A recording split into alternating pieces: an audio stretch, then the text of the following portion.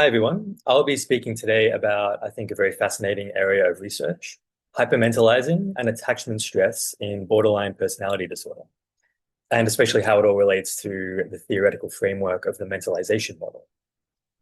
So, quick overview. First, I'll introduce BPD, its core symptoms, outcomes, and some important theoretical background. I'll argue the mentalization model offers a very promising framework for better understanding BPD, but it also has a notable gap. I'll argue why we should address that gap, and I'll talk about how we could approach it. I'll offer a research question, an aim, and a hypothesis. So BPD, it's a mental health condition. Diagnosis is a little bit different in the DSM and the ICD, but the symptoms are the same. Difficulties regulating emotions, impulsive behavior, disassociation, feelings of emptiness, intense fears of abandonment, and patterns of distressing, unstable relationships. About 2% around the world have the DSM diagnosis, and it carries an elevated risk of self-harm and suicide, actually on par with schizophrenia and bipolar in many studies. So, a very serious condition. How well do we understand it? Well, there's basically two models.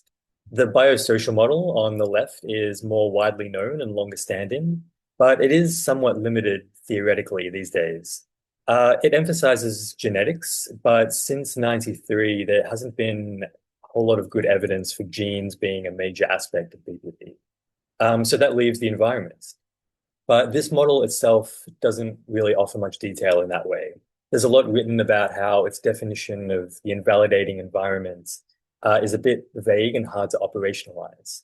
So I think that's why there's been room for the mentalization model to rise to prominence, because it offers a lot more about social and environmental factors. It also offers very specific mechanisms for how all core symptoms work, whereas the biosocial model really only actually talks about emotion regulation. So a lot to work with. What is this model exactly? Well, first, you might be wondering about this word mentalizing. So to mentalize is just to interpret thoughts and feelings, both of ourselves and others. So if I walk into an exam feeling butterflies or restlessness, I might mentalize myself as being anxious about the exam. If I see a friend walk out of the exam looking upset, I might mentalize them as thinking they did badly. So what does this model actually say about BPD? Well, it all starts in infancy. And it predicts that those with BPD have poor relationships with attachment figures, so parents, guardians.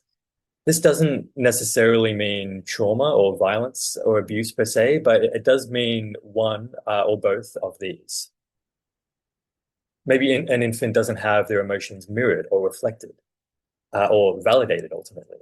We know that having emotions reflected helps infants understand them. And without this, emotions remain confusing and self-understanding doesn't develop comprehensively. Caregivers might also be outright rejecting or indifferent. And if this is their first, most significant experience of another person, the infant doesn't learn to see others as comforting, just as inevitably hurtful. And understandably, this is distressing, both for the infant in the moment, but the association lasts into adolescence and adulthood too. Attachment means pain.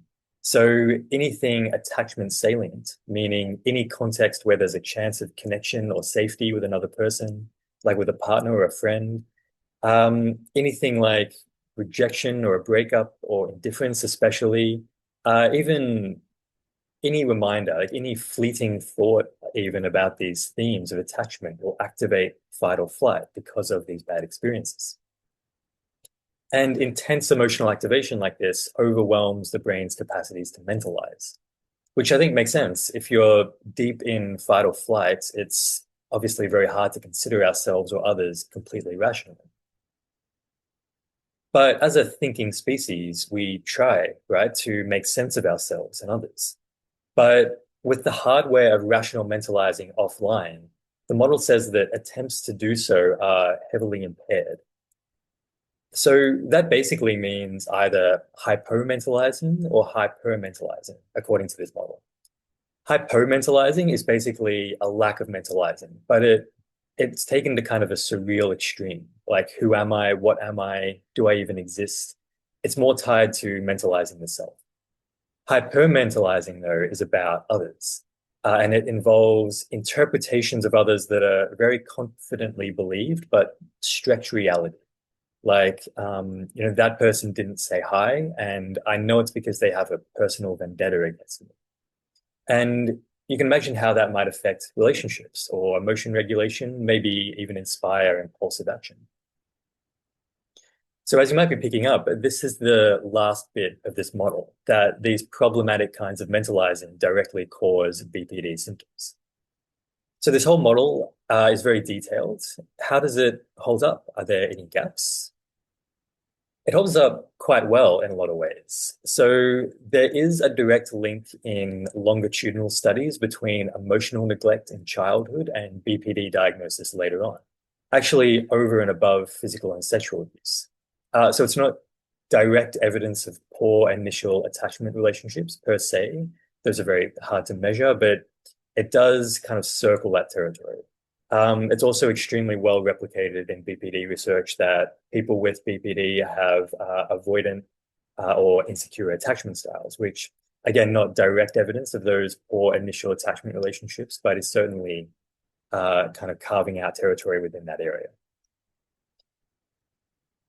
People with BPD also seem to be more physiologically reactive to reminders of attachment themes and stress, but interestingly, especially stress about attachment themes is associated with less activity in the brain regions associated with rational, balanced mentalizing.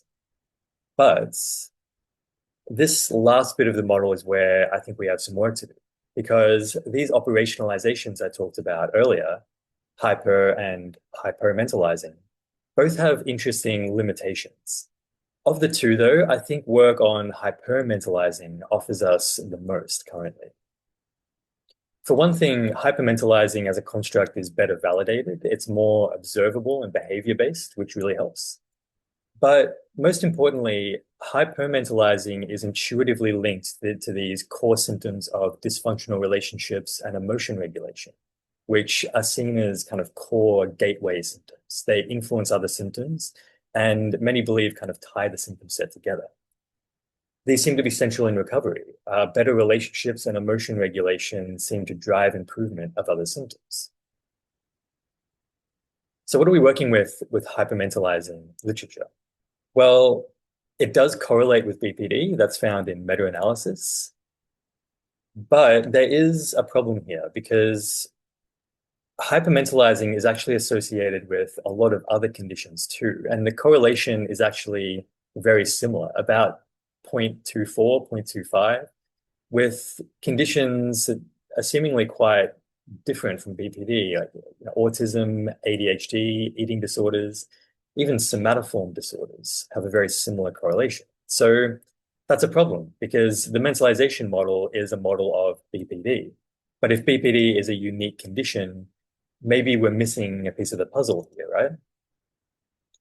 But is this a problem with the model or is it a gap in the literature? Because if you remember, the model does not just predict hypermentalizing. It predicts hypermentalizing under attachment stress.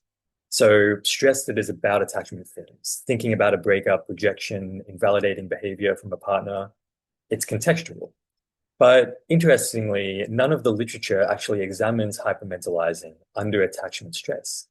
Maybe participants in these studies are under attachment stress, maybe other kinds of stress, maybe no stress. The effect of attachment stress on hypermentalizing has not actually been isolated. So why does that matter? Well, it would help answer a fundamental question. Is hypermentalizing in BPD state-based, contextual, or is it more trait-like, happening across contexts? The model itself is actually a bit unclear about this. If you remember, it does actually imply a level of trait hypermentalizing. It is to an extent baked in from infancy.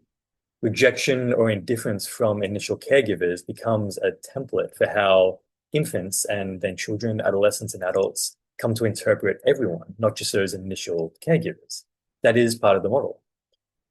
But the model is also very clear that attachment stress makes hypermentalizing elevated or more extreme. So in BPD, does it become more extreme under attachment stress? And if so, how much? More data on this, I think, would help us better understand exactly how core BPD symptoms manifest. The contexts are important. It would also help conceptualization of BPD more broadly, because with data about the impact of attachment stress on hyperventilizing BPD, we could do the same with other conditions and make more granular comparisons than we can now. Maybe trait hyperventilizing is transdiagnostic, which is what seems to be the case at the moment. But maybe elevated hyperventilizing under attachment stress is indeed what makes BPD unique or part of it. Or maybe other conditions show elevated hyperventilizing under attachment stress too, in which case the diagnostic categories might not be so clear, but still we'd have a better base of understanding for the contexts in which symptoms work, both in BPD and potentially in other conditions as well. This also has major clinical implications. Therapies like mentalization-based therapy, MBT, target hyperventilizing, among other things. But we need to know how hyperventilizing manifests. If it is global or non-contextual, maybe MBT should focus treatment or target hyperventilizing across contexts. But if it is tied to attachment stress, maybe treatment should work on it within contexts where there's attachment stress. So what would research on this look like exactly? Well, the basic question is, do individuals with BPD demonstrate elevated hyperventilizing under attachment stress? The aim would be to investigate whether individuals with BPD do demonstrate elevated hyperventilizing under attachment stress as compared to general stress or no stress conditions. And I would hypothesize that individuals with BPD will show higher hyperventilizing scores when under attachment stress as compared to general stress or no stress conditions. And this hypothesis is based on the prediction of the model, but also prior literature about an association between BPD and extra reactivity to attachment salient stress, and also evidence that attachment salient stress does impair rational balanced mentalizing over and above general stress. So to wrap it all up quickly, BPD is a serious condition and urgently needs more work, especially on what exactly makes it a unique experience. And I think a major issue there is whether hyperventilizing is state or trait-based. And that would help clear up this fundamental aspect of a very prominent model. This will be important theoretically in that way, but it also has direct clinical implications. Thank you.